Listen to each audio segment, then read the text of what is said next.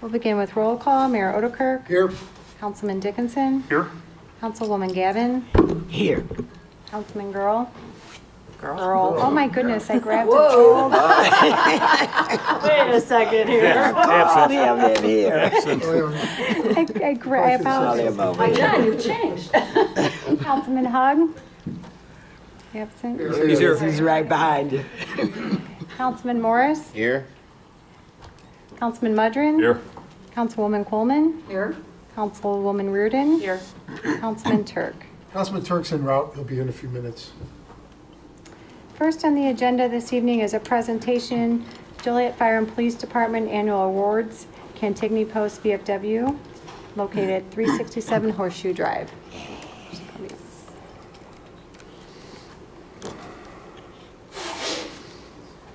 Mayor Odekirk, members of the City Council, the VFW is composed of men and women who have been deployed to a war zone somewhere around the world.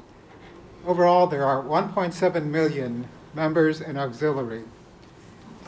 Every year in the state of Illinois and in states around the nation, the VFWs ask the respective cities, to nominate people from their police and fire department who have been placed in situations where they had to put duty ahead of self.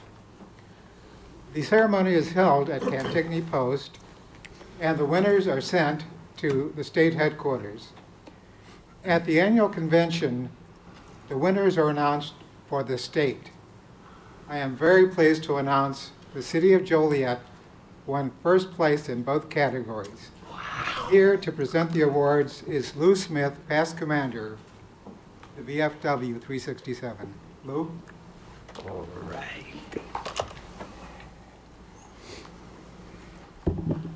Thanks, Tony, but I need to remind you, I'm the present commander now. I was the past commander. All right. Back in the saddle. Mayor, Honorable Mayor, council people, appreciate you having us here. We want to present the awards to Law Enforcement Officers of the Year, Kyle Killian and Philip Imp from the Joliet Police Department. All right.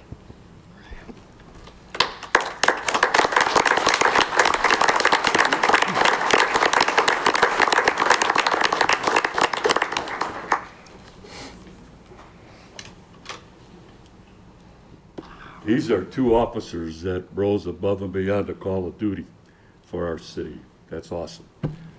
Awesome. One thing about Joliet, I know for 2 years, possibly 3 years in a row, Joliet Police and Fire Department has won this award from the state of Illinois. So congratulations, fellas.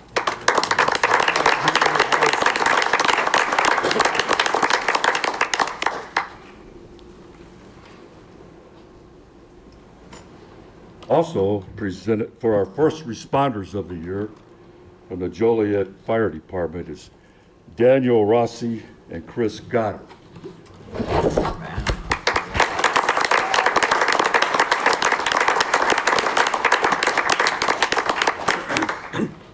and Daniel this year. I want to say something a little bit more about the fire department. I have great respect and admirations for both.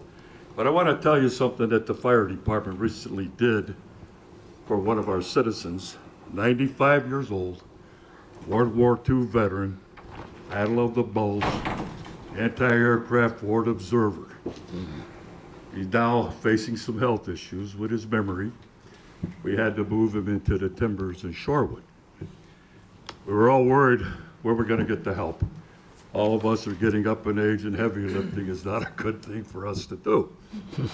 So I seen my friend, Lieutenant Eric Matson at Station 5 in Joliet, and asked him if they could help. Within a day, he got back to me and said, I have 10 people that will come on their day off to help move Mr. Clark, Meade Clark, to the Timbers. And they did. They all showed up. We had him move furniture, all installed within a couple hours. It was great from the fire department. All right. And the individuals that we want to pay our respects to that do more above and beyond. We read bad news here, bad news there, but there's a lot these people do they don't get honored or respected for. Yes. I'd like to read real quick what our local newspaper had to say about that. Joliet Fire Department helps a World War II veteran move into timbers. Everywhere we go, someone knows him, says his daughter. His daughter's a good friend of mine. The family's a good friend of mine. I've been friends with Meade for 15 years. Went to high school with his daughter and her sister. On Saturday, a local World War II veteran started to make his new home at the timbers of Shorewood with a little help from his friends at the Joliet Fire Department. Meade Clark is a 95-year-old Joliet resident and World War II veteran. During the war, he served as a forward observer on the outer edge of the Battle of the Bulge. I hope history is still teaching our children these things in school. Joliet Fire Department Station 5 volunteer firefighters helped move Clark into the timbers of Shorewood Saturday, along with his daughter Betsy Denna Willis and his friend Lou Smith. Betsy has been going with her dad to breakfast, lunch, and dinner for the last 5 years, Smith said. She has taken care of his needs, and I mean everything. Take him to the doctor, take him to the store, take him everywhere, clean up, take care of the yard, you name it. She did it.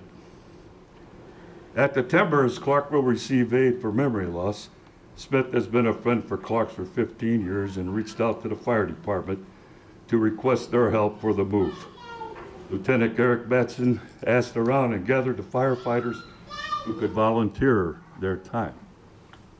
Note that word, volunteer their time.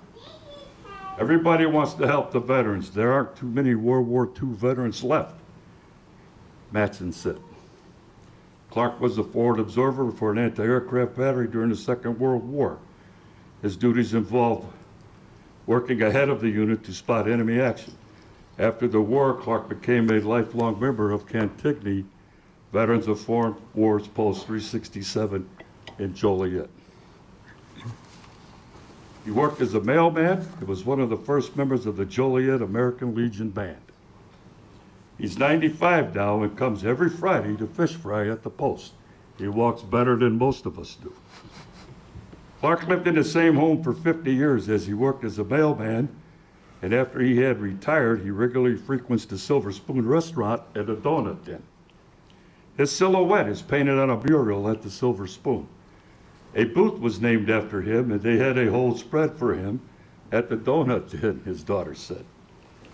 Clark also installed window treatments in homes around Joliet, enhancing his status as an active member in the community, she said. Everywhere we go, somebody knows him, Betsy Denna Willis, his daughter said. So we're glad for the fire department, we're glad for their help to get this veteran safely where he needed to be. Since I'm on that subject real quick, 100 years. Cantigny Post, March 2020, will be 100 years of service to our community and our veterans in need. 100 years. Our daughters, our sons, our neighbors in this area went to war and came home. For 100 years, we've been there for them. We hope we're there 100 more years to take care of them. That's an awesome thing to have to be associated with a post that long. We are going to have a 100-year anniversary in March. The whole city is invited if they want to come. It's mainly for the veterans, of course, to honor those for 100 years. Not only the veterans, fire department, police department, volunteers, keyword volunteers, past presidents, past commanders, everything. Those people made it happen. They kept it going. And that's what we need to keep everything going for the future. This Saturday we have a car show you're all invited to. Hope to see you there. The one major thing that I'm going to bring up is we're in need of a wheelchair lift in our post. I have talked to many council members about the wheelchair lift, seeking their help and advice, maybe their connections to show us how to make it happen. It's not cheap, $38,000 to $40,000. That's a lot of money. We don't have it. So we're reaching out. We need to be able to transport our needy veterans and our customers in our building up and down. The wheelchair lift we have is 35 years old. It's broke down several times, very expensive to repair. So I'm reaching out to all of you again to help us. We're looking at having a fundraiser in November. The date has not been set. We're going to invite all of you, try to get a fundraiser going to help raise money for that wheelchair lift. Again, I know I rattled a little bit, but I want to thank the fire department and police department for the awesome job they do for our fine city of Joliet. Thank you.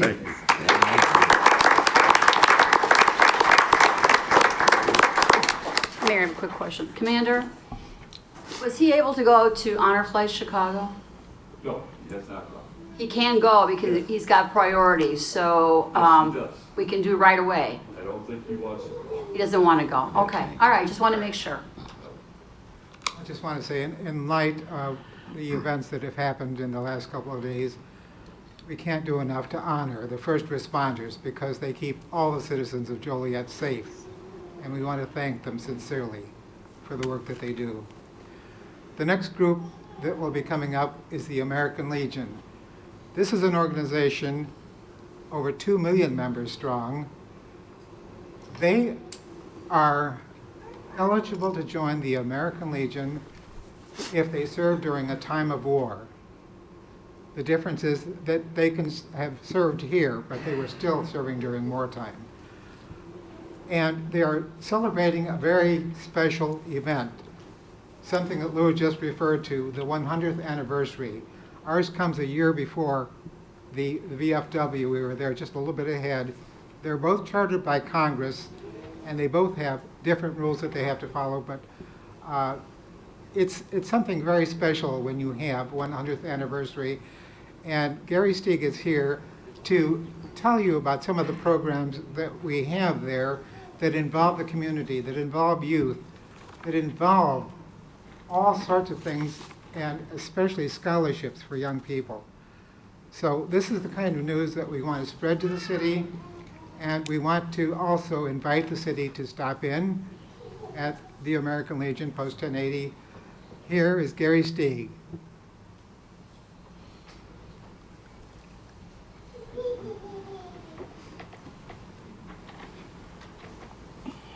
Good evening, Mayor and council people. I'm a pleasure to be here tonight. Tony and I and I knew that. We're all proud members of the VFW and American Legion. So it's a big family here in Joliet, and we're proud to be here. As Tony said, this is our 100th anniversary. It's also significant that for years we always had to have our membership eligible by terms of what they declared as the war period. Effective last Wednesday, the 30th of July, our president, President Trump, signed a new law saying the American Legion war period is now December 7th, 1941 until now. So it opens us up for a lot more people. Hopefully will join us because they've been not served by the American Legion for a lot of years, 100 years to be exact, since 1919 when our organization was founded. So that, we're just trying to get the word out, get the people, let them know they are now welcome and eligible. So that's very important to us. Next, Tony mentioned scholarships. I run the scholarship program for the American Legion in Will County, Page County, Kane County, McHenry County, and Northern Illinois for the oratorical contest. I'm very proud of that because Post 1080 this year sponsored a young man from our area, a homeschooler named Caleb Maui. Caleb won the state contest along with the division and district and post contest, went to national and came in second where he won $18,750 in scholarships. That's pretty significant. The hard part for me as oratorical chairman is to get the word out and find qualified young people who want to do this. That's why I'm here tonight, is to help get the word out. We also have our Boys State program, our Girls State program. This year at Boys State, the governor at Boys State and Girls State, they formed the 51st State of the Union, okay? And they run all the officers. This year's governor for the state of Illinois, for the 51st state, announced at our convention in July that he met people there who were there because they were afraid to stay home. I mean, that scares me, it really does. We need to get these kids out and get them into these programs. I've got some business cards. I would love to talk to them. Post 1080 would love to sponsor them. Any of our programs. We have a lot of programs. We have scholarships for nurses who are reaching for their BSN. We have legacy program for any wounded veteran with 50% or more where he can go to school, his wife can go to school, his kids can go to school, and that gives them $20,000 a year, up to $20,000 a year for 5 years. So these are meaningful scholarships. We have the Boy Scouts, we have Eagle Scouts, we have so many scholarships. We also have a Pell Grant type scholarship for kids who are needy places. So we have them available. The word's just not getting out enough for us to meet our needs of the people here. So if you can help out, I'll leave a stack of cards, my name and numbers on here. If you know somebody who needs a scholarship, something I'm willing to work for them, because Boys State and the Oracle Contest are competitive programs. Thank you so much, and good evening. Thank you.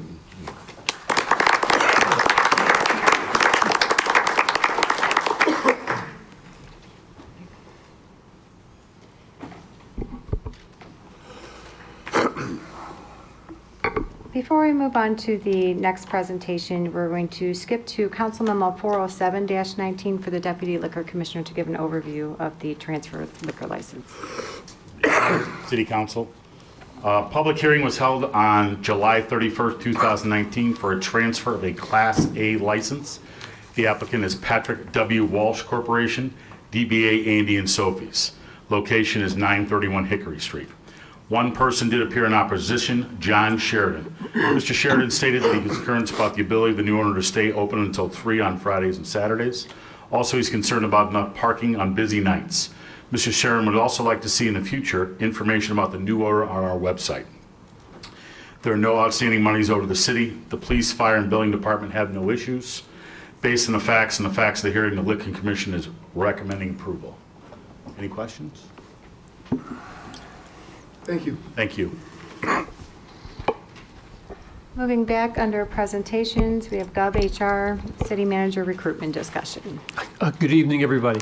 As everyone knows, the city has started the process of talking about the recruitment for the permanent city manager position.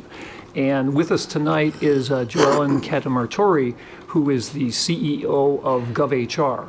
GovHR is the firm that has been utilized by the city the last 2 city manager hires, along with doing probably most of the recruitments within the Midwest and certainly on a national basis. So if I could have Joellen to come up, and as she's coming up, I'll direct your attention to a summary sheet that has been placed in front of each of you at the dais. Joellen is going to talk about 4 possible approaches that we can utilize for the overall recruitment and search. What we're looking for from you at this point, there's no formal vote. I mean, the overall expense can be covered under the city manager's purchasing authority. It's approach. She's going to outline 4 different ways that the approach of the recruitment can occur. And certainly if you gave us consensus as to which direction, which of those 4 approaches you'd like, we could start the ball rolling and get the recruitment underway. So with that, Joellen. Thank you. Good evening, Mayor, members of the City Council, Joellen Catamartori, CEO of GovHR USA. I have to say that it's unfortunate that I'm here tonight. I'm sorry that things didn't work out with the manager that you hired under the last recruitment. And I have had lengthy discussions with my business partner about how we might approach this, should you want us to work with you again. We did review the proposal that we provided, and we have not been asked to be engaged again with you to do the search within the time frame of the guarantee. But Heidi and I talked about it, and we feel that it's important that we are here for you to help you find a city manager for your business. And therefore, we gave you what you have before you tonight are different options on how we could potentially approach this. There were certain ways that things were conducted last time, and if you want to go with a full search, some of that will be modified. So if you can bring the piece of paper that you have, I can go over these different options for you and what's included. And then I'm happy to answer any questions about this information or any other questions you may have. Mayor, I have a question. Yes. Authorize this presentation, because I thought we were going to discuss whether we wanted GovHR or not. Steve? I put this on the agenda. We've talked about GovHR several times, and, We talked about it, but we never made a decision. well, in effect, I mean, you would be giving me consensus direction. If you chose that GovHR wasn't an approach you wanted to take, certainly that's part of the consensus as to where you want to go with this recruitment. Well, there are other agencies out there, and since we didn't have good luck with them last time, I'm not comfortable with this. So, just so you know, it's my opinion. So is this an actionable item tomorrow, Steve, or is it just a discussion? It's a discussion, as I said, a consensus as to which of these four approaches you would prefer. If there is no approach, you would rather have it done in-house or in some other fashion. Certainly that's something that majority of council can give us direction to pursue. Okay. Thank you.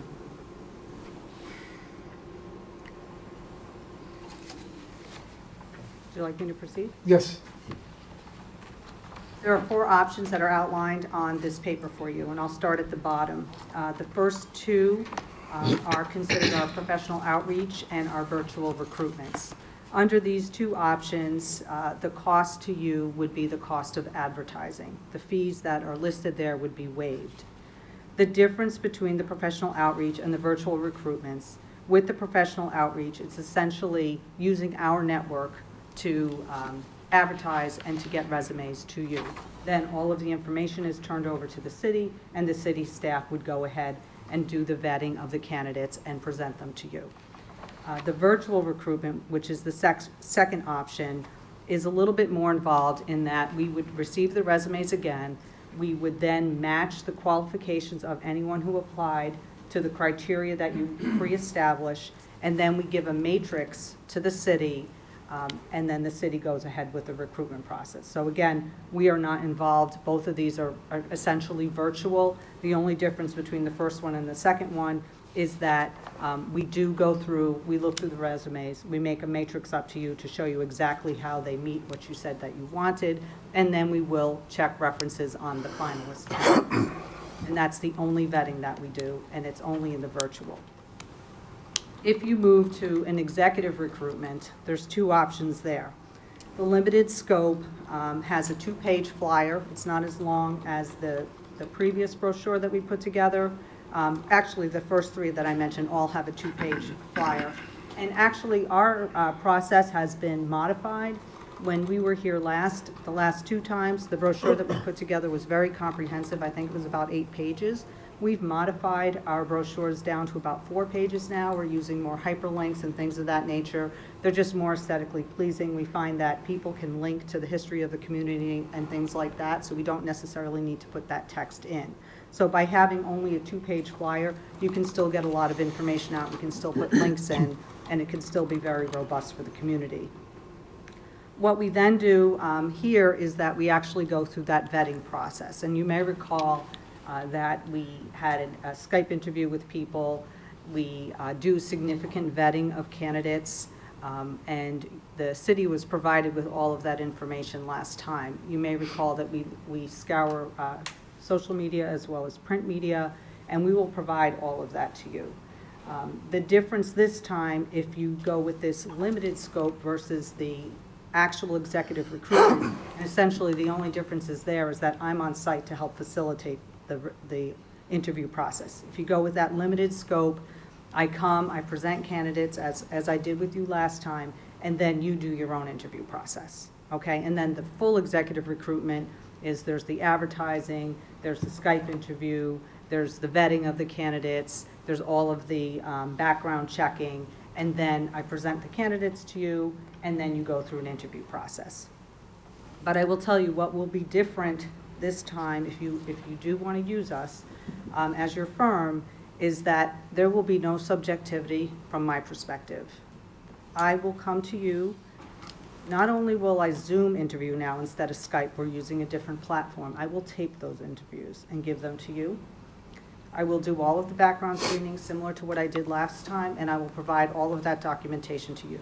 I will not be taking any notes. I will not be sharing any written notes. So that way, if I come and present candidates to you, you can watch the Zoom interview based on questions and areas that you want me to vet for you. I will give you all of the background information, all of the print media that we find, the Google searches, and any other background screening that we do. And then you can make a determination as to who you would want to interview at that time, and then I can help facilitate the interview process for you. So it's a little bit of a different approach, but I think the objectivity will be very important, and I want to make sure that you have as much information as I have if you want to go through another process with us. Questions, comments? What are we looking at for cost for the other two? So I actually went through, your advertising for all of these last time was $25.89. So you're probably about $2,500 just for advertising, regardless of what option you go through. If you go through the executive recruitment or the limited scope, the expenses will be somewhere between $600 and $7,500. So it's just going to depend on how many candidates you have, how many references we check, how many background reports we have to run, because those are all variable costs. So, but I did go through and I looked at it today. So anywhere between $7,500 and $10,000 for the limited scope or the recruitment. My fee is waived.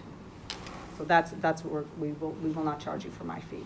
But those are the expenses that would be related to those two. And then for the first two, we waive those written fees there, because I would be doing all of the work, but we would still ask you to pay for the advertising. Mary, do you have a question? Yes.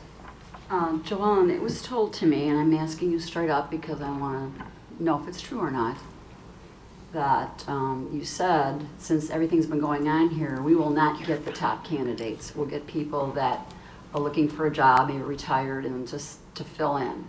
Is that a true statement that you made? I don't think I would have said somebody that's retired, but I will state to you publicly that this will be a very difficult recruitment. So we won't get the top of the line, folks, I don't think to you apply. will. Last time. Thank you. May I finish? Sure. Last time, I brought you 12 candidates, 4 of whom were former managers. I expect this time that you will get a lot of people who are in transition, and it will be very difficult to get a top-tier candidate.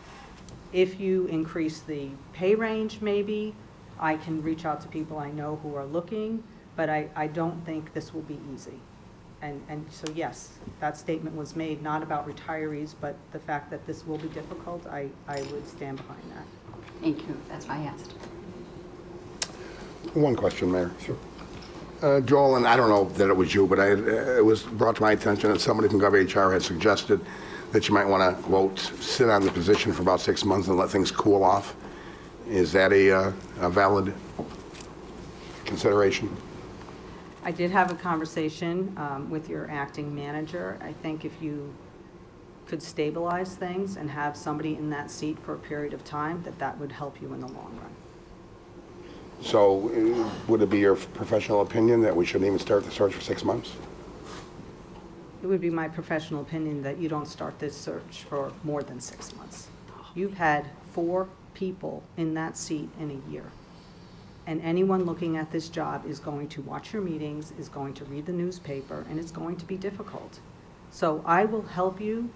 I'm standing here tonight because we believe in professional local government management. We will help you try and get someone, but there's been a lot of turnover. The council's not on the same page with this, and people who are going to be interested in this position are going to be doing their research. So for me to stand here and tell you that you're going to get top-notch candidates at this time, I can't tell you that. There could be someone, you know, you only need one person, but I can't tell you for sure that we're going to get a robust group of people. Thank you. Appreciate your honesty. Okay, thank you. So with that presentation and some of the background and some of the options that have been outlined, is there a consensus approach that the council would give us direction to proceed with? Mayor? Yes. My question would be, as a council, something we should discuss, are we going to ignore the professional advice that was just handed to us informally, that we shouldn't even start this for more than 6 months? I mean, I'm confused there. The professional organization that we're considering, consulting firm we're considering, is saying you really probably should wait 6 months or more before you even start the process. So shouldn't we hash that out first?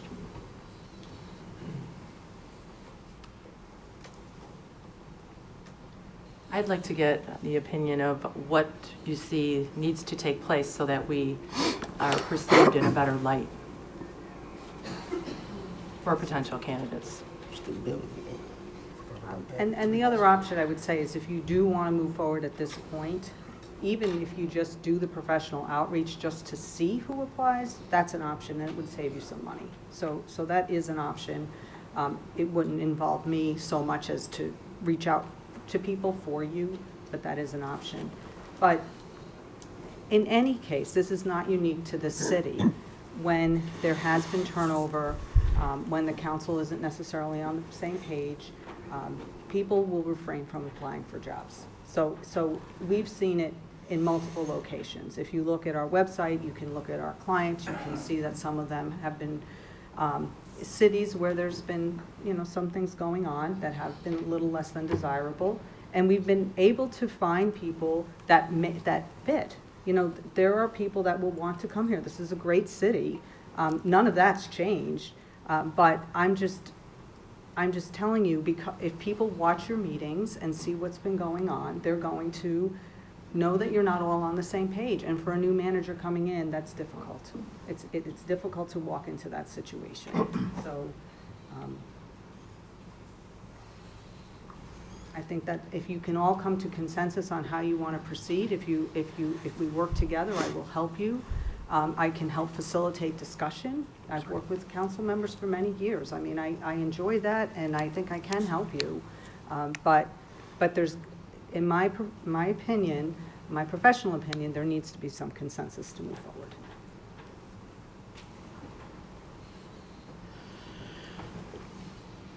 Yes.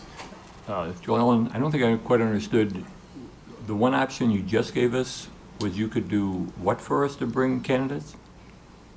The first option is just the professional outreach. So basically what happens is we would do that 2-page flyer and we would put it out to the world. We would use our professional network, we would use our job board, we would use the direct contact list that we have. So we would be able to market the position more robustly than if the city did it on its own. So we would advertise at the normal websites, the 2,500, but then we subscribe to other services above and beyond that, as well as our networks. We have people working, 25 consultants, so we can talk to our consultants and we can directly market to people and use the services that we subscribe to get your advertisement right to someone's desk who's a professional. So that's what that gets you, which is a little bit more robust than you could do if you just placed your own ads. And then when the application's closed, I would give all of that information to the city. So basically, you're just using us and our network to get you as many applicants as possible. And I guess, Steve, this would be in place of using our HR department at all for the initial. The initial, obviously, the marketing and all of the networking would happen at the GovHR level, and then the vetting and the sorting through resumes and the various piles and distribution to council would be done internal. And Joanne, have you done this with any success in the past? Yeah, well, I could follow up with the clients and tell you for sure, but I would imagine yes. And the reason why we have this product is because jurisdictions don't have the ability to reach out to as many people as a professional firm does. So that's why we created this, because people said, can we advertise on your job board? Can we use your network? So we said, sure. So that's how we came up with this product. And a lot of communities are using it, and we call it professional outreach, and they're just outreaching through our network. And we're helping promote the job for those communities. And the size of your network is Midwest or? We're a national firm. We've Okay. actually worked in 34 states now, and our website, our job board's getting about 6,000 hits a month, and then the other service that we subscribe to will allow us to push the advertisement out to managers across the country if you so chose. You could limit it to the Midwest, you could limit it to the Midwest and a few other cities. It's a pretty robust database, so you'd have the ability to direct me to say, just push it out nationally, and then that's thousands of people that, in addition to those that are actually actively looking for work and coming to our website and our job board. And a time frame on something like that would be, how long is an advertisement out there for the public to respond to?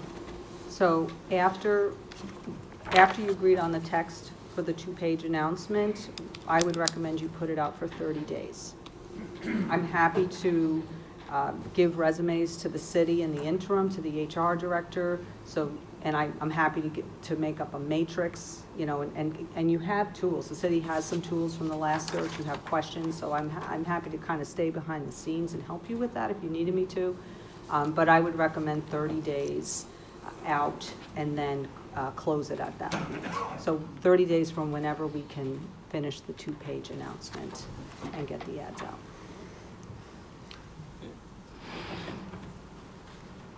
Sure. So for what you're just describing, is that the bottom one? That's a $2,500 proposal that we'd be working with, and opposed to the full proposal was $10,000, and the difference is you're going to do vetting and bring us the candidates? Right. Because my fee's waived. So you know, the professional outreach and the virtual, we're just going to charge you the cost of the ads. And then I would do the work. So, but there's a lot more work and there's more people involved when you get into the limited scope recruitment, and the actual executive recruitment. So that's why those expenses go up, you know, when you're doing background screening, reference checking, all of that stuff. There's some costs associated with that. Preparing books, mailing all of that information to the council. Mayor? Yes. So to try to follow this, in your best, you know, in your professional opinion, the best approach and the best candidates will come after a quote-unquote cooling off period or cooling down period, 6 months or more. We could try this $2,500, kind of throw a bobber out on the water and see if we find a diamond in the rough. I'm getting two messages, like, you know, is this a realistic possibility that we're going to, realistic, I said, we're going to find somebody of the caliber we would like and need this soon?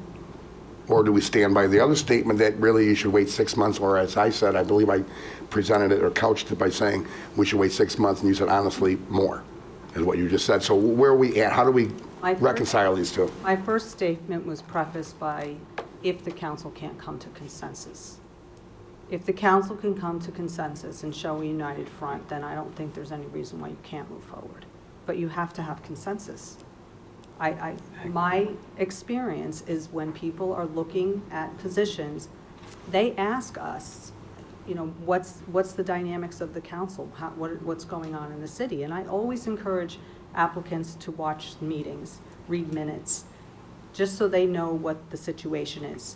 So I think if the council had some consensus and you move forward with United Front, then I don't see why you would have to, at least I would recommend do the minimum, just to test the waters to see. I can't guarantee there will be someone, but that's what my recommendation would be, because you can do the vetting. You already have the tools, most of them, not all of the tools we have, but I'm happy to share what we have already done with the city staff, so they have as many tools. They can't subscribe to things that we have, but they can do a pretty good job vetting. So that if you can come to consensus, then I think you can go forward. If you can't come to consensus, then I would suggest you wait. Consensus on what, particularly? I have watched the fact that you've had 4 people in that seat since Mr. Hale's. That does not show. So That's not accurate. I think there was Mr. Shanahan and then, okay, I'm sorry, Mr. Jones. I'm thinking Mr. Hales was the first in a year, then Mr. Shanahan, then you didn't come to terms with Mr. Hawk, and now you're working with Mr. Jones. So from anyone looking in from the outside, regardless of what the circumstances were, there's 4 people that have been involved in that seat. in the past year. So a consensus on what? The consensus means agreement on a process, on whether to choose one of the four, or a consensus on we're going to choose a candidate for sure, or a consensus on, yeah, what, that's a broad statement, consensus on what? On process, on working together to find a candidate for the city manager's position. It's not to say that you won't like any of the people. Again, I can't predict the future, but we're talking about, you know, different options. Do you go forward now? If you do, what do you do? If you have some consensus with that and stick together as we go through the process, I think that will help. If that can't happen, then I don't know what to tell you. What I can tell you definitively, it will be difficult to get a good candidate if that doesn't occur, based on my experience and based on the experience of the people that I work with.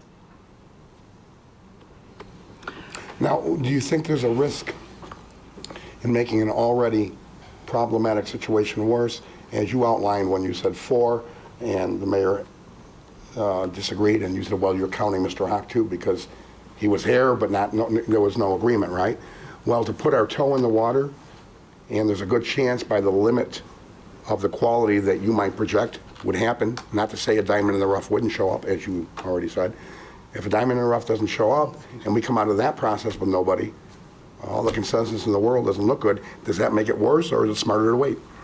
I think that you need to discuss that. I'm just giving you my observations based on working with many different clients and working with consultants that worked with many clients. And that's my observation based on my past experience. But I think that's a discussion you have to have with each other. Mayor? Yes. So if we had a consensus from the council to go to the first level, and then we had some people come back and say, half a dozen of people come back that we were somewhat interested in, could we then upgrade that service to have you do the next step? Yes, sure. We can talk about that. Okay. Yes. In the different levels from the bottom to the top, are we going to be reaching any less candidates, or is it, either way we go, we're still going to be reaching the same amount of candidates? So if you go with the professional outreach, normally we just advertise, but we advertise through a variety of other ways other than just traditional advertising. So we would not normally start to really seek people and actually actively recruit for you. So there is a difference there. However, Heidi and I have talked about this a lot and trying to figure out how this could be successful for you. And we have a few people in mind, so I can't say we wouldn't do that for you, but generally it would not include that part of the service that you pay a recruiter for to actively identify people that could be interested. But I'm not saying we wouldn't try that. I think that we do have some people in mind that we could approach, but I don't know if it would be as robust as it could have been. One more, Mayor. Yes. You mentioned the salary, and I'm just speaking for myself. I don't see the salary, the offer of the salary is going to be, not much wiggle room there. I don't think it's going to change much, just in my opinion. But typically in a city of our size, like in Illinois, Peoria, Springfield, Naperville, are we in the ballpark with what we're offering? Well, I can tell you that there are managers in this state that make well over that are in smaller communities. So I don't expect that you're going to increase it. I knew that coming here tonight, and I'm not asking you to do that. But therein lies part of the issue of trying to recruit someone from another community in the Chicago metro area, because a lot of those salaries are over 200, and all in with benefits, they're in the mid-2s. So, you have that high end into the low 2s, which will help if it's the right candidate. Okay. Yeah. Thank you. Yes. So Joellen, I know we've had, the council has had some difference of opinion, but we're all elected officials. We know what the voting public wants. The direction we go to get there is we want the best city manager available to us, and we're the third largest city in the state of Illinois. And I think we can work together. I know we can work together to get that accomplished. It's just a direction that we go may be different of opinions. Yes, Steve. If I could throw something, perhaps Joanne was a little polite in some of her comments about unity. And to Councilman Hugg's question, I'm one of those people that basically throughout my career was using GovHR, before that Voorhees Associates, before that PAR Group. So generally I can tell you a little bit about the process and what goes through the head of a potential city manager applying for a position like this. And as she said, people watch the meetings, people read the press. The unity, I think, and she didn't use the word, conflict and chaos, and I'll use that. If people see things in the press where there's constant fighting, and I'm, overgeneralizing, because there have been plenty of jobs that I wouldn't even apply for in my career. If I saw that, it's clear council can't get along, they can't even decide on what are the major issues. Who wants to work in an environment like that? In the almost 5 years here in Joliet, I know people, there's so much common ground that this council has in the direction of the community. It's almost like some of the conflict and some of the disagreements, on 15 or 20% of what we face.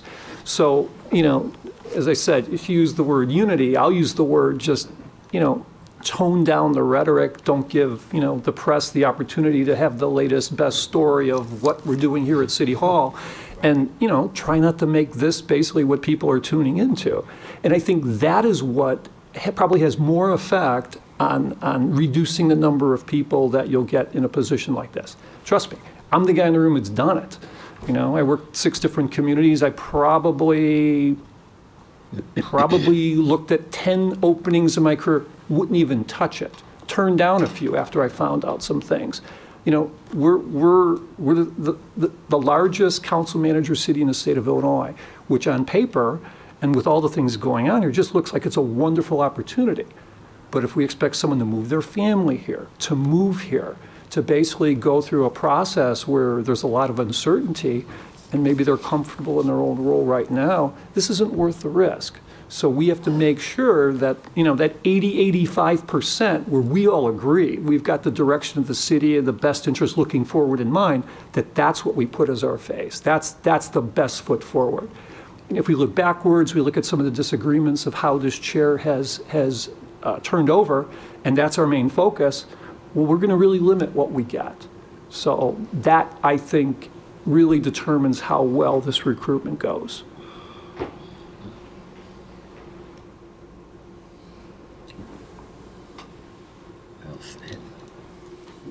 Mr. Mayor? Yes. Let me ask this to make sure I'm clear. The professional outreach for the 2,500 and the executive recruitment, which you say would be 10,000, the one at the top, would basically give us everything like you did before, but you're waiving your fees. Correct. If we do the 2,500, then our HR staff has to do basically what you're waiving your fee to do, if we did the top one. Correct. Well, if we did the top, the executive recruitment, it would be the same process, other than me actually Skyping and taking notes. I would tape it, so you Right. can watch it. So that would be a difference. But our HR staff wouldn't have to be involved. Oh, no, they would be involved. To what degree? So they help put the books together that you receive. Like they did before? Yeah. Okay. Yeah. But if we do the 2,500, they would be more involved. No, they would be less involved. I mean, they would place the ads, and then I would receive the resumes. So I would have someone place the ads, but I'm not charging you for that. I'm just charging the 2,500 in every case is for the advertisements we place. It's not for any time. Okay. I'm just trying to get clear that what our HR staff is going to be asked to do between those two. So the So there. GovHR staff, in all cases, would place the ads, which is part of the $2,500. I'm not charging you extra for their time to place the ads. I'm just charging you for the ads. But as you move up, then I have staff involved with putting the books together, with sending out all of the notices to the applicants. We have to do the background screening, they fill out paperwork. There's just a lot more that I have to have assistance with, other than the vetting, which is what I do. Right. I think you're talking about your HR staff. Yes. I'm talking about sorry. our I'm HR sorry. staff. I'm sorry. I kind of figured that. I'm sorry. That's my, so our city staff Yes, would have to be more involved in the 2,500 correct. as opposed to the one for 10,000 because you're waiving your fees. You're doing the work, but you're waiving your fees. Correct. Okay. I'm sorry. And I guess, and then my other question about what's the buzzword? Consensus. The consensus. The consensus. I mean, and again, I know you professional, Steve, been through it several times, but if this council votes to hire someone, it has to be a consensus to hire them. Exactly. So, I mean, and we're not gonna agree on everything all the time. And look like a good city manager would understand that from reading the paper or from watching, you know, us on the TV or whatever you're watching on video. What I'm getting at is that me personally doesn't see that to be a major problem, because at the end of the day, after we go through all of this, if we don't see a candidate that we're comfortable with, and I'm not gonna say other than like before, we just went for what we had. And I hope I'm not saying that the wrong way. So we could just start the process over or do something different. Basically what I'm saying, as Councilman Hook has alluded to tonight, if we don't get good candidates, we just don't choose anybody. And we start over from, square one. Either start the process over or then wait a year or whatever the case may be. But we're not gonna be stuck to the candidates of the pool that we get, is what I'm trying to say. Getting at the point that I think we need to do something. We need to move this train down the track. So again, personally, I think that the executive recruitment, I would think, would be the way to go, since you're waiving your fees and it's not overburdening the city HR staff and doing some things that you'll be doing, as opposed to, it just seems like it'd be a better process to get the best candidate. And again, if we don't, we go to step B or plan B, or do something different. Mayor, I agree with Councilman Morris's comments, but are you saying that if we could reach a consensus as to what process we want to do, we need to do that? That would be a good sign. Is that what you're saying? That would be a good sign. Okay. So if we said, okay, let's go with the executive search, and you would do all the background checks, you would do the social media checks, you would do all that stuff. Okay. Mayor? Yes. I think, I don't think it would be difficult for us to agree on one of these. Probably executive, or the one below it, the executive recruitment, or what was the other one called? Limited scope. Limited scope. See, what I was trying to explore is the timing of it. Are we wasting our money up front now? Do we need a cooling off period, as was quoted from what somebody from GovHR saying, from their professional opinion? Whether or not this council gets along on a day-to-day basis or week-to-week basis, whether the transparency we provide to our constituents comes with some fireworks sometimes, is not as big of a deal, in my opinion, as they're going to look at how the last several city managers were treated here. And that's more important than making nice and pretending like, putting on a happy face and, covering up the transparent. This process is going to be a little bit less smooth than it would have been under different circumstances, because the cat's already out of the bag. There's no way around it. And there was no talk about consensus when that decision was made. That's a valid point, Mayor. So, I don't think we'll have any problem coming to a consensus on one of these levels of consulting. I'm talking about the timing of, do we do that now? And let me just put it out there, or do we wait 6 months or more, as you had stated earlier, if you really want the best bite at the apple? Well, maybe we're getting ahead of ourselves. The presentation, we know what you've changed since the last time we used you. You know, you've updated, added some new product. We've got 2 items on here. One that's calling for a rescission of an offer to one gentleman, the city manager, and another very explicit outline for what the current interim wants. And I don't know what he'll do if he doesn't get that, if there's not 5 votes for that. So let's get through that before we make a final decision.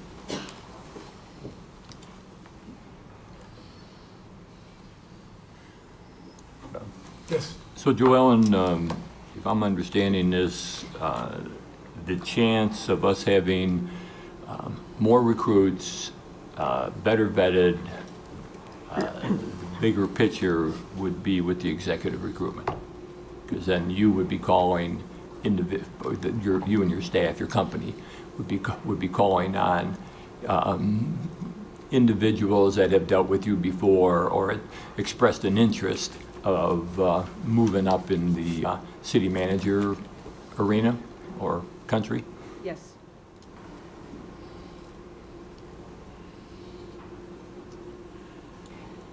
Mayor, if I might. Yes. Okay.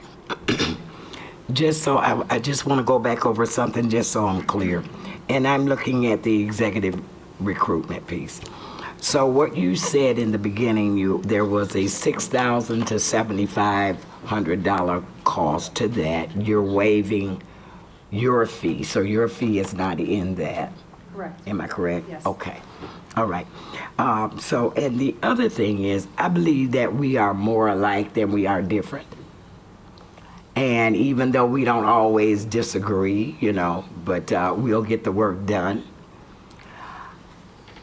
So even with the candidates that we garner, should we go with this piece, we have the opportunity to select who we want. And as Councilman Morris said, you know, if we didn't see anybody in that bouquet, then, you know, we would look.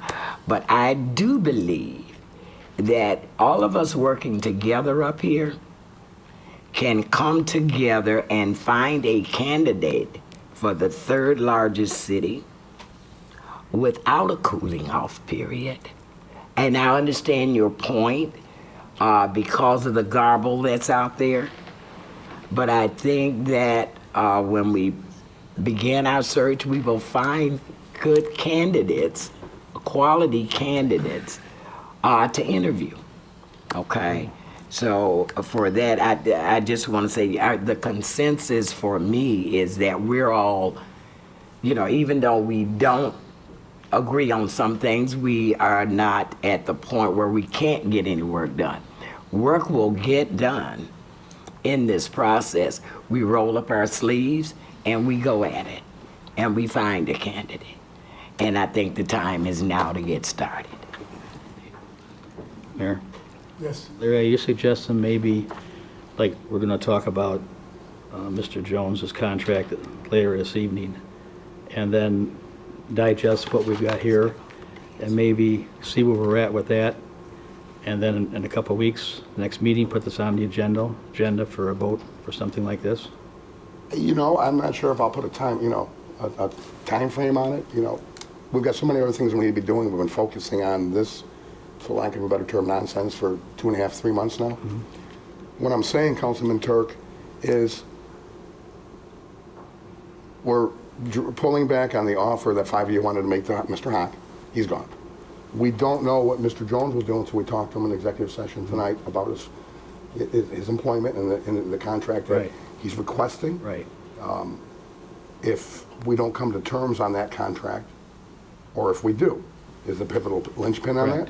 Correct. If we don't, then GovHR is going to have to go over there because we're back at interim again. Right. You know, we need to solidify that first. What's that saying? You know, so I guess unless we were to call a special meeting, which I don't see necessarily a need for. No. But yeah, I guess then we would make a final decision on GovHR for 2 weeks. Yeah, I got no problem with that. Right.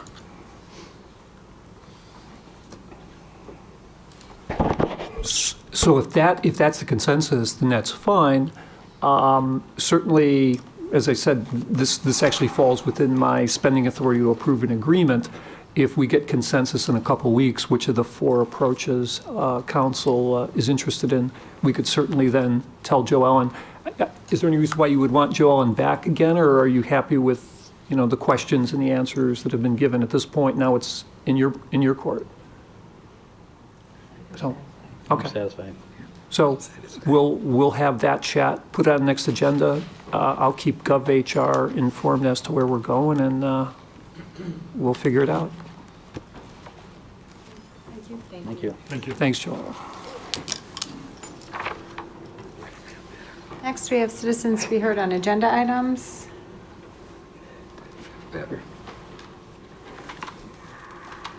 Comar, 606 Western Avenue. Good evening. I'm encouraged to see the council memo 418-19, resolution rescinding the conditional job offer to James Hawk for interim city manager. I'm encouraged because we have Steve in place, an in-house person to handle this on an interim basis.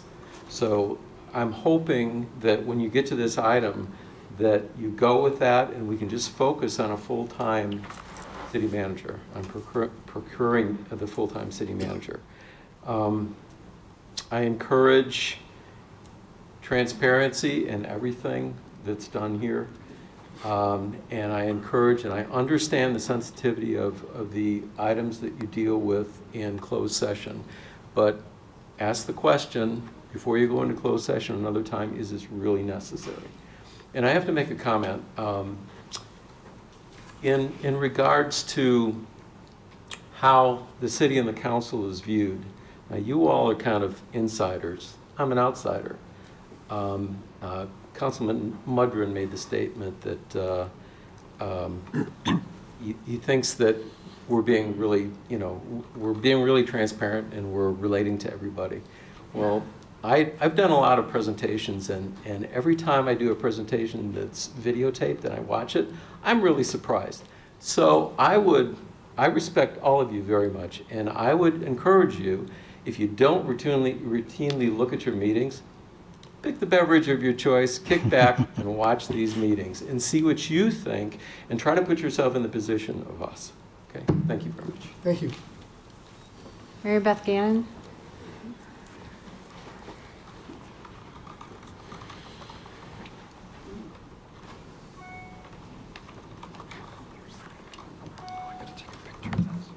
Okay, a couple of things caught my attention tonight. GovHR being here. I noticed that nobody voted on this, putting them here, yet they're here. And there's a long saying that I've used throughout my career, and I think it applies to many other people's careers as well, is you're only as good as your last performance. And when I look at GovHR, they brought us Mr. Hales. That wasn't such a hot performance now, was it?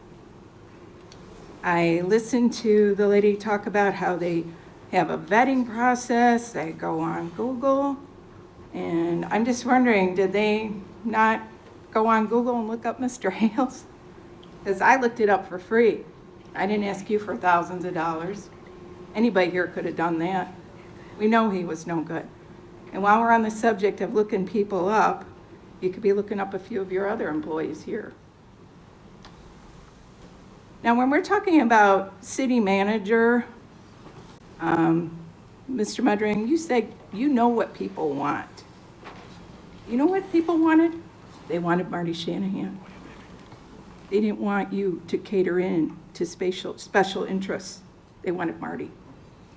We didn't get what we wanted. We're not happy. I took an informal poll of many people about town, and I said, what would you like for a city manager, or at least an interim one? They said they want somebody who lives in Joliet. They don't want somebody in Oswego. They want someone who lives in Joliet. They want somebody who's available 7 days a week. If needed, they need to be available after dinner and on the weekends. I think you had somebody that was doing that already, but you ran over them with the bus. I don't think an apology is enough for GovHR. And granted, they're going to be doing some of this for free. I don't frankly trust their judgment. And while we're speaking of Mr. Jones, part of his current contract as deputy city manager, it's already there. Why are you negotiating something new? This is part of his job. Could you imagine going into a corporate environment and saying to your boss, hey, you're going to have to give me a new contract. I want a whole bunch of new things. You know, and a pink pony too while I'm at it. You know, your boss would probably fire you. Why are you giving in to the whims of someone who doesn't even live in our city? What about what the residents want? Please put us first for a change. Thank you. While you're at it, release the tapes. Is there anyone else that would like to speak on an agenda item this evening? Seeing none, we'll pass it over to the interim city manager. Thank you. Tomorrow's council meeting, under presentations, we are going to have a presentation. It's almost time for the school year to start. For District 86, we'll have both superintendents of 204 and 86 here, Dr. Rouse, as well as the new superintendent, Dr. Mike Hansen. Under appointments, the mayor, are you going to have Arts Committee appointments? Yes. So my guess is we'll have a number of those. Under council committee reports, we only have 2 reports. We have public safety and public service. Under consent agenda, we'll have the meeting minutes from pre-council July 15th, as well as the council meeting of July 16th. Under position vacancies, we do have a slew of vacancies. We have a chemist position that's currently open. This is an existing position within the utilities department. We'll have a wastewater 2 operator, which is a result of an upcoming retirement. We have a finance clerk typist who is, we're asking for the council to approve the position, but it's actually an individual who is transferring, so there's a slight time period where they have the ability to go back to their position. So assuming that this transfer does move forward, the employee decides they want the new position, will then backfill that clerk typist position with a new employee. We have a deputy police chief who is retired recently. And oddly enough, this is actually a city manager appointment. So what I've asked to do, if the council does go with this position, is basically have the chief reach out to the police department, see who is interested, and then have his top 5 or his command staff's top 5 candidates presented for interviews and vetting. So we'll go through that process if this is approved. Police officer, we have 2 police officer positions and a sergeant on the list. 1 police officer is a result of a retirement, but the other police officer, along with the sergeant, is part of a grant. And we'll have a presentation a little bit later, but there are 2 new positions which will be funded for a 4-year period. So I'll hold off on more explanation, and if you could hold off on questions until that comes back forward. We have a fire captain who is retiring, so we have that opening. And we have a new position, which we're calling kind of an odd name, a floating project coordinator. This is a position that's presently a part-time position, but because of a number of leaves we've had a number of maternity leaves and other vacancies, it's becoming difficult for us, because we're so short-staffed, slim staff, to basically keep departments operating when somebody leaves. And if I could have Kathy Franson, our HR director, address that, she can give you a little bit of the logic and the discussion that she's had with department heads that's led to this being requested. Thank you. So this position was originally brought on board as a temporary part-time position, initially to fill in for a maternity leave. And when that, when that position was returned, somebody else who had already been on a leave of absence, that department requested this person's services, and so they filled in for that particular department. While that happened, I had a conversation with this person to see, number one, if they were okay in sort of moving around a bit. Sometimes folks don't necessarily like to function in that capacity, and what their future interests were. not only being with the city, but if they were interested in actually being in a position that was a bit more mobile and on an as-needed basis. Both of those conversation, the conversation went that the person was interested. They were actually excited about an opportunity that would give them more opportunity to learn more in different departments. So then I talked with a couple of department heads to see if there would be some interest in having that type of individual available. And since that time have found out that we are not only going to have 3 maternity leaves, one of them in my department, but also we have an extensive list of potential other leaves that have to do with not only leaves of absence on a personal basis, but those who are already out in various areas due to other reasons, such as potential workers' compensation, and they're not able to come back, etc. So we could keep this position very busy. We are already, obviously, in other departments short-staffed. On a project basis, they could be very helpful. They have been already in a couple of departments. And so we brought it forward for, interest in not only the person that's currently serving in that role, but also from a city perspective to add an extra set of hands to those departments that are in need. So that was the thought around this role. Mayor? Yes. My position, I've already talked to Steve briefly about this when I had seen it on the agenda too, is, if we're going to expand, whether it's by 1 or by 10 positions on staff, we've not expanded a lot. There's quite a few needs that can use it. I don't know that someone who's, it sounds like what they're saying is a creating a position where somebody's got to be jack of all trades. And the fact that we do have maternity leaves and other, extended leaves for, sick time and all that, we fill that temporarily now. Now, Steve Jones had said that, I guess when you break it down to an hourly, it might be more expensive to do it through a temp agency. But the temp agency worker only works there when you need them. I don't know that that's the right way to add a full-time position, especially since we're not opening it up to the public to apply. There might be other people that are jack of more trades. It just seems like an odd position to be expanding would be my position, and I wouldn't support it.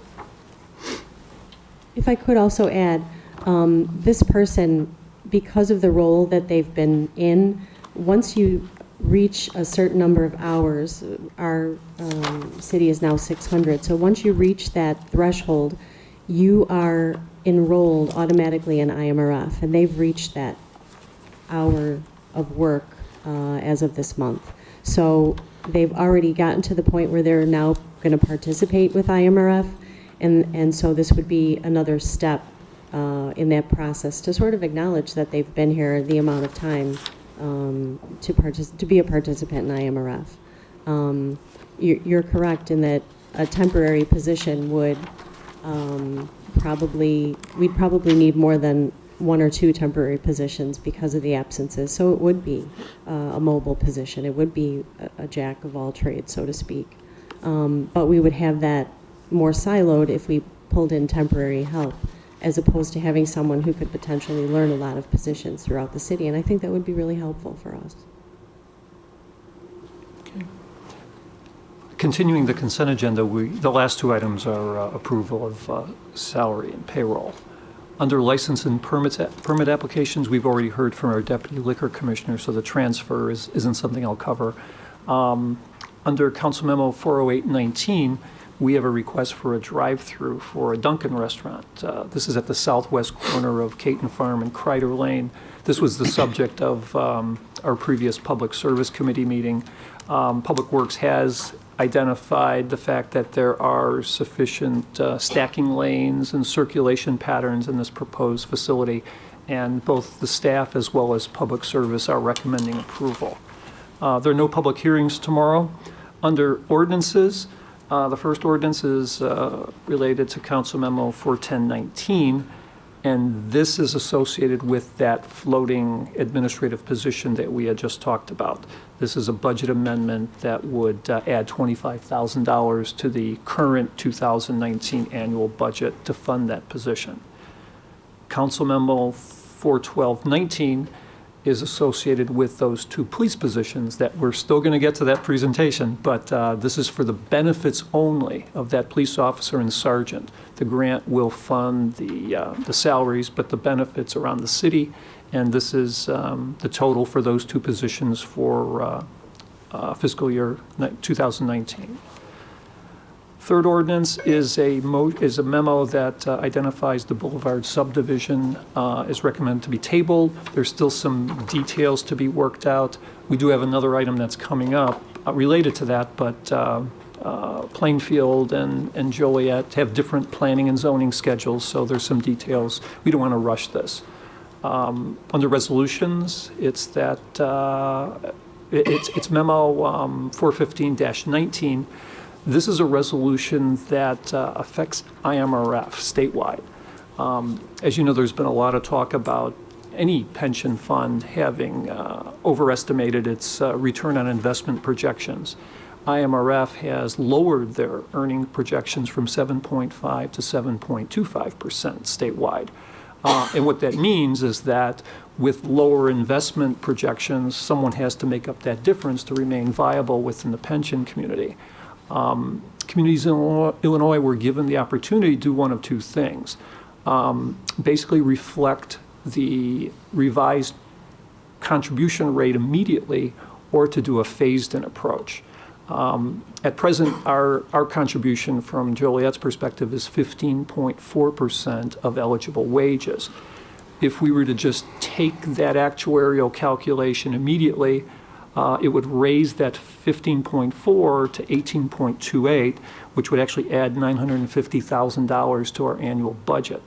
The option of a phase-in is something that would make our 15.4% contribution rate 16.94, and it would reduce that contribution to $510,000. Finance Committee did look at this, and they were recommending the phase-in approach. Any questions on that? Next item is Council Memo 41619, which is a resolution dealing with the purchase of real estate. This is something that we'll talk about in executive session, and then depending on council direction, this may be uploaded to our system for a vote tomorrow. Council Memo 417-19. This is the resolution about the Tri-County Auto Theft Task Force. So I've asked the Police Department to do a presentation to talk about what the task force does and talk about how this agreement would affect Joliet.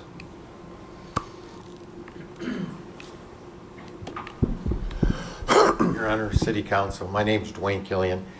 I'm here to tell you a little bit about Tri-County Auto Theft. I would like to start by just reading the mission statement, because that should answer a lot of questions, and I'll go through a little bit of the history, and hopefully I can answer any questions that you might have. The objective of the task force is to reduce the incident of motor vehicle theft in the Tri-County area, identify and recover stolen vehicles, essential parts, investigate incidents of insurance and title fraud, investigate scrap and recycling yards, and to arrest and aggressively pursue prosecution and prosecute of those involved. The task force will act in both a tactical and investigative manner, with emphasis on conducting investigations into fraud-related crimes involving vehicles. Another major focus of the unit will be to educating the public on auto theft through seminars, citizen police academies, and career days conducted by unit members. Roll call presentations will be given to local police departments, and emphasis will also be placed on working closely with the insurance industry investigative units and training unit members in various aspects of auto theft investigations. The task force will continue to respond to requests from other agencies regarding auto theft related matters. Tri-County Auto Theft has been in our area since 1993. Joliet has always been the implementing agency, which means they received the funding, they distributed to other towns that were involved with our unit, and we've done that since 1993. The way the funding works is for every liability insurance rating on every motor vehicle, $1 goes into this kitty. At the end of the year, this $1 generates $6.5 million. the $6.5 million was supposed to be spent on auto theft-related matter. And that's the way it worked for 22 years. But since then, there was problems with the governor taking some of the funds, not having a budget, so that money went to the wayside. But it's still been generating and adding up. 2 years ago, the Secretary of State took over this program. We've been in the process of working with them to receive a grant. I'm happy to say we were able to receive a grant that pays the full salary of one sergeant and one master patrolman. In our unit right now, we currently have somebody from Romaville Police Department, 2 officers from Kankakee County, 1 from Kankakee City, and 2 from Joliet. That's a little bit of a history of it. Like I said, we've been around for 2 years, or 22 years. We work closely with Inspector General Chris Regis. He worked, when he was with the State's Attorney's Office, he was assigned to our task force. They were very impressed with him. He also was a major component of the statewide motor vehicle theft prevention strategy that was supposed to take place at 2016 and 2019. The Secretary of State has adopted that, and they're using it from 2018 to 2021. So I know he has a lot of information about how long we've been around and what we do. The first 22 years, it was always ran by the Illinois Criminal Justice Authority, and hopefully the way the wording is now, the wording is that they cannot use any of the funds through the auto theft grant for any kind of state issues. It can't be used for general revenue. So hopefully this is a continuous process that just goes on, and there's no more hiccups or interruptions. Any questions? I do have a question.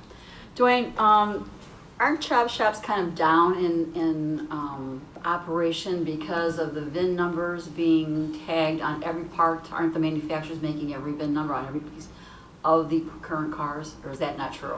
Well, it's hard to say, because when you say chop shop, like you say, back in the day, those chop shops are gone now. Okay. But what they do is they take a whole vehicle in there, and it's easier to replace the VIN on the vehicle, buy a car that's already been scrapped, change those 2 VINs. I got a brand new car with a good title, but it's really not a good car. Right, but aren't they also now putting the VINs on every part of a new car? Not all of them, no. Not all of them? No, Okay. no. But some of them? Yeah, all the major components, that's what they do. But there's still But some like I that they say, the use. biggest thing now, it's not so much as you can change a car very easily. And that's where the insurance fraud portion of it comes. And that's why in this new agreement that they have, they've also added scrap yards. So we have to go and continually check our scrap yards to see, and I know I've seen it several times, even on Facebook and everything, no title, no problem, we'll buy your car. They can't do that. You know, there's laws to that. So that'll give us an inside foot to the scrap yards, along with the Precious Metal Act that says anytime they get something over $100, they're supposed to keep track of the driver's license, a description of the vehicle, and make sure they know where this money is going, because that's what brought this all apart, with the scrap yards taking in stuff they weren't supposed to take. Thank you. You're welcome. Mayor? And Dwayne, this grant's guaranteed for 4 years? Correct. Starting out, okay. Thanks, Dwayne. Thank you. Thank you. Next item is Council Memo 418-19, which is a resolution rescinding the conditional job offer to Jim Hock. I think we know city chose to go in a different direction. Since that conditional job offer had been approved by council, it's necessary to rescind that. Council Memo 419-19, that's a resolution to approve an employment agreement for me, and that is to be discussed in closed session. Council Memo 420-19, this is one of our maintenance MFT resolutions that approves funding for Change Order 3 pertaining to the Douglas Knox Place project. This was reviewed by Public Service today. Next item is, this is the item that relates to the Boulevard project, which was tabled. It's a resolution authorizing execution of an intergovernmental agreement with the Village of Plainfield relating to the boulevard. And just for matters of refreshment, the property is the old truck stop property, just north of I-55 and Route 30. This property is about 85 acres, at least the commercial portion of it, with 21 acres in Joliet and 63 acres within the Village of Plainfield. Most recently, this has been talked about as the anchored center that would get a Costco. It's being referred to as a hybrid lifestyle shopping center because there will be mixed uses within it, residential on the Plainfield side, and because of the fact that the site really has a line across it that delineates our two towns, without the two towns cooperating, it would probably be very difficult for this property to be developed in any kind of significant way. So staffs have been working on this project. I mean, it goes back to the days of the boulevards, which was 99, somewhere in that vicinity. Obviously, the ups and downs of the economy kept this project from happening. Well, we're there now. And with this intergovernmental agreement, there'll basically be some things that'll make this project look like a single town. Our IGA, and then later as the land use materials come forward to council, there'll be a general site plan, obviously. We'll have design and zoning uniformity between the two communities. It won't be, this is the code on the Joliet side, this is the code on the Plainfield side. So signage and the flow and the landscaping will all be unified. On the utility side, it's interesting. Because of the fact that this property is on the north side of I-55, it would be very difficult for water and sewer to be put from the Joliet side onto the site. So the intergovernmental agreement calls for Plainfield serving the development with water, sewer, and being responsible for all stormwater as well. And that includes the operation, maintenance, and the fees. So in effect, if there's a main break on the Joliet property on that side, it's something that Plainfield would take care of. On the public safety side, obviously, the city of, or the Village of Plainfield would have police patrols and public safety services available within a much closer distance than Joliet. Plainfield would be the prime responder for police service, with Joliet coming in as backup when requested. On the fire and EMS side, it would be the same thing. Plainfield has a fire protection district, so this agreement that is up for vote tomorrow won't 100% take care of the fire and EMS. We have to come up with a separate agreement for the fire protection district, which is not the Village of Plainfield, but that'll be something that'll be worked out with our chief. Plainfield will provide snow plowing and street lighting for the street that would be within the Joliet side of the project. Our responsibility roadway-wise would be, if there's major reconstruction of this road, 10, 15, 20 years, whatever it is, we would be responsible for that type of repair. They'll take care of street lighting and electricity. We will take care of the traffic signal at Route 30 and the entry point. It's been a great effort. This thing has gone through a lot of gyrations. We've had engagement with our two chiefs, with our planning staff, with our utilities, with our public works director. And I mean, literally, this has touched virtually every department of both communities. It's just a real good example of two towns working together for a common goal, which is commercial development and jobs in this area. So this was reviewed by legislative and land use and recommended to come forward to council. Any questions on that? That was a mouthful. Bids and contracts, everything on this list was part of the public service discussion with recommendation to come forward, except for number 7, which is Council Memo 431-19. This is an IT item. It's to approve a change order, and you see the $150,000 number. It's not adding to the budget, it's just sort of reshuffling the way that they're utilizing contractors. My understanding is this did go to CTIS. No? Sorry. That is not true. It did not go to CTIS. Sorry. This is just basically we had extra budget in one area, moving it to another one to make up for the professional services shortfall. So no add-on to the budget, but reallocating the deck chair, so to speak. Under new business, the mayor asked for a discussion item for the gas tax, and I believe that is the end of the agenda. Next is public comments. A quick question before we move on. Yes. I needed a clarification on on memo 418-19. It's my understanding, I think it was the city attorney prior to Marty who had explained it to me. When you have an item or an ordinance or memo that's voted on, and it's a split vote, 5-3, 5-4, the only people that can make the motion, I want clarification on this, to reverse that or rescind it as one of the affirmative voters. And is this true, Marty? And if that is accurate from my memory, do the ones that voted in the negative vote at all on this item? Let me answer your first question. You're correct. The second question, I'm not sure about that question. I mean, who requested to be on there? It couldn't have been one of the people that voted no, right? We don't have the authority to do that. No, it was a consensus item. Okay, there's that word again. I know. Does it matter that I believe the original motion was just a motion and this is a resolution? Does that matter? I don't know. Okay. So we'll get that clarified before tomorrow. Sure. Why don't you call me and I'll try to figure out what your question is. Well, the question is whether we even have to vote. Oh, yeah. You need whether those that were in the negative and not the that's what affirmative. okay, I'll look into that. Right. Is there anyone that would like to speak under public comments this evening?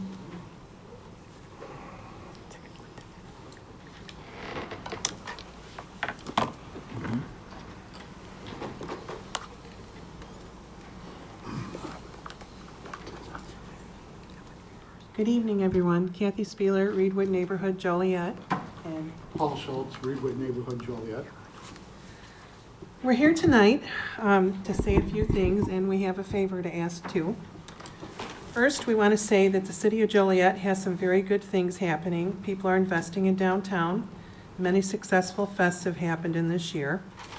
Our mayor has kept our taxes down, which is much appreciated. And also, mayor and many of the council refused to add a gas tax last year, which we appreciate very much. The residents don't like to be burdened, so thank you.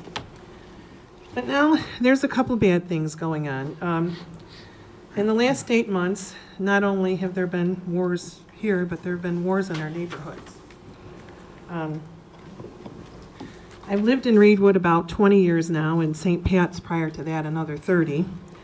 And generally, in our area, we have a lot of walkers, bikers, kids out, they're just playing and stuff. And that has dropped drastically. To make it more personable, my family and who love to walk won't go anymore because they're hesitant because of the shootings that we've had in our neighborhood. In the last approximate 8 months, there have been several serious criminal issues in our Reedwood neighborhood, including criminal homicide, car theft, and other various crimes. The crime escalation has been overwhelming. Tonight, we as a neighborhood association are coming to you, the Joliet City Council, to assist our neighborhood by asking you to amend the 2019 budget to provide at least one NLPT officer to our area, and possibly to include funding for 2 NLPT officers in 2020. Also, with the Fairview homes being demolished, that should lessen the burden for the 2 NLPT officers in the area there. Perhaps we could borrow one of them in the meantime. If we can't get it in the budget this year, maybe we could just kind of rearrange things and take one till the end of the year, and then maybe in 2020, budget for an NLPT in our area. I'm going to share something a little bit personal, and then I'll end there. I went out to dinner the other night, and on my way home, I always drive in the far right-hand lane on Jefferson Street to Midland to get into Reedwood. And for some reason, and I'm calling it just God's favor, I decided to go Glenwood to Midland. Well, thank God I did, because I'm at the stoplight and I hear bang, bang, bang. And I look over about 30 feet to my right, and 2 cars were shooting at one another. So the light turned green, and I just stayed put, for some reason, and a white van came busting through the red light, which he would have hit me had I gone when I was supposed to, and a car following after that. So it's hitting just a little too close to home.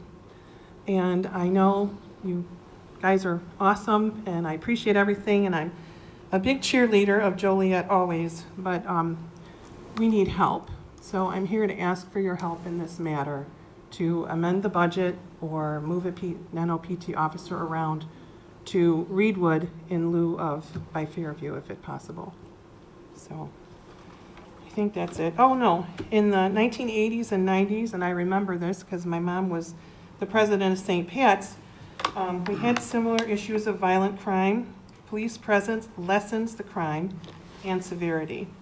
And at that time, mid-90s, I think, they instated the NOPT officers and a few other things too, and I'm not sure what it was, but you guys will probably know if you've been here, long enough. And that finally took this gang crime down. So whatever you have to do, guys, please do it. I appreciate all you do. Thank you. Thank you. Thank you. Thank you. I just want to thank you guys for considering.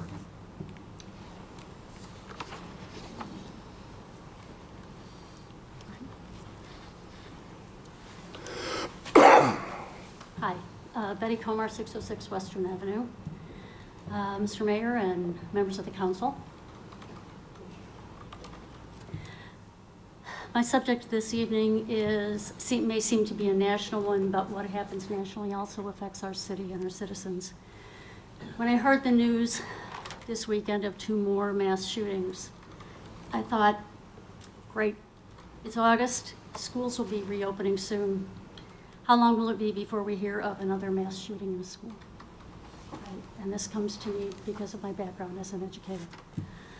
As an adjunct in the College of Education at Lewis University, I supervise students who are eager to begin their careers in the field of education, eager to become teachers. Once they're placed in a school for their first field experience, it's my duty to help them get started in the classroom. One of the things that I stress is that they find out procedures for fire and tornado safety, as well as what to do in an active shooter situation. I hate that it's come to this. I hate that before I retired, I had to practice these things with my kindergartners and first graders. It saddens me deeply. The day after the Parkland shootings, I stood before my class at Lewis with a lump in my throat, telling them I'd pictured each of their faces the night before as I listened to the news.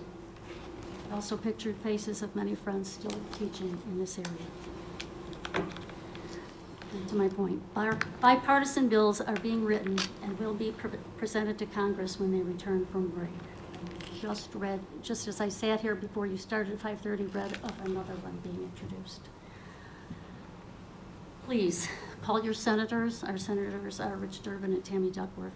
Call them regarding these matters, no matter what side you're on. When you reach a staffer or voicemail, first state that you are a constituent, and then ask them to tell them that you're calling for their support or not. For background checks on all gun sales, and also a strong red flag law. Red flag laws allow police and family members to request that a court temporarily restrict access to firearms of people who may pose an imminent threat to themselves and others. You may not reach a senator directly, but the subject of each call is logged.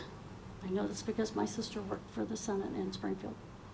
Each call is logged, tallies are totaled at the end of the day for a report to the senator.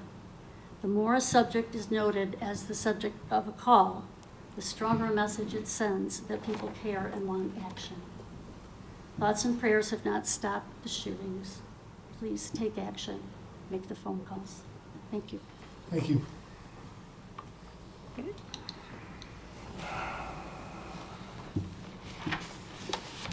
I think most of us are aware of the rights that we have in this country. I came across a paper, it's on the website for U.S. Citizenship and Immigration Services. It's Citizenship Rights and Responsibilities. It's less than half a page.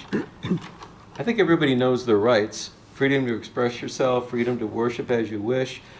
right to a prompt, fair trial by jury, right to vote in elections for public officials, right to apply for federal employment requiring U.S. citizenship, right to run for elected office, freedom to pursue life, liberty, and the pursuit of happiness. I think we're all pretty much aware of our rights. How about our responsibilities? Support and defend the Constitution. Stay informed of the issues affecting your community. Participate in the democratic process, which means vote. Respect and obey federal, state, and local laws. Respect the rights, beliefs, and opinions of others. Participate in your local community. Pay income tax and other taxes, federal, state, and local. Serve on a jury when called upon, and defend the country if the need should arise. Interestingly, one of the things, the only thing that is in both columns of rights and responsibility is voting. Our democracy does not work if you don't participate. Participate in local community issues, and by all means vote. Thank you. Thank you. Is there anyone else that would like to speak under public comments? Seeing none, I did receive a request for closed session. Is there a motion to go into closed session to discuss personnel, collective bargaining, land acquisition or conveyance, pending or threatened litigation, or discussion of minutes of closed session meeting, after which the meeting will be adjourned? Second. Motion and seconded to approve. Councilman Dickinson? Aye. Councilwoman Gavin? Aye. Councilman Hug? Aye. Councilman Morris? Aye. Councilman Mudrin? Aye. Councilwoman Coleman? Councilwoman Reardon? Aye. Councilman Turk? Aye. Motion carried.